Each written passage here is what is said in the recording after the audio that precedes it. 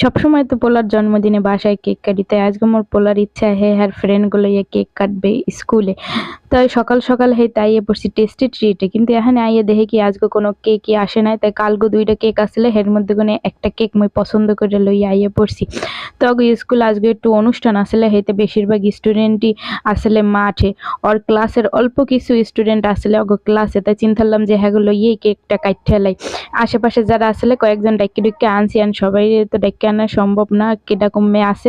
তাই যারা আছে হ্যাঁ লইয়েই চিন্তালাম যে কেকটা কাটি। আর পাশের ক্লাসে আসলে মোর মাইয়ে যেহেতু হ্যার ভাইয়ের জন্মদিন, হে মিস করবে কেন, হেতে আয়ারে দিয়ে ওরেও ডাইক্কা আনাইছে। আর 2 ভাই বোন এক লগে খাড়াইয়া কেকটা কাটতে আছে মিসের লগে।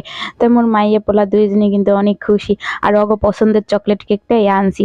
মুই জানি আসলে মোর মাইয়ে পোলানহান বেশিরভাগ বাচ্চারাই কিন্তু চকলেট কেকটা পছন্দ করে, তাই হেতে চকলেট কেকটাই আনছি আজগো। আর কেকটা কিন্তু খুব মজা। আর মিসরা আবার ওরে কেক খাওয়াই দিতে আসলে এবার ও আবার হ্যার বইনেরে খাওয়াইয়া দেয়।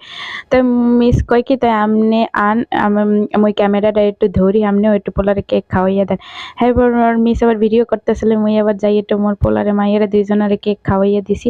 হ্যাঁ এরপর আবার কেক ভাগ ভাগ করে সবাইরে দিয়ে দিছি। সব বাচ্চারা কিন্তু আজকে অনেক খুশি হয়েছে যে আজকে আফিফের জন্মদিন আছিল, আর সবাই তো কেক খাই আরো বেশি খুশি।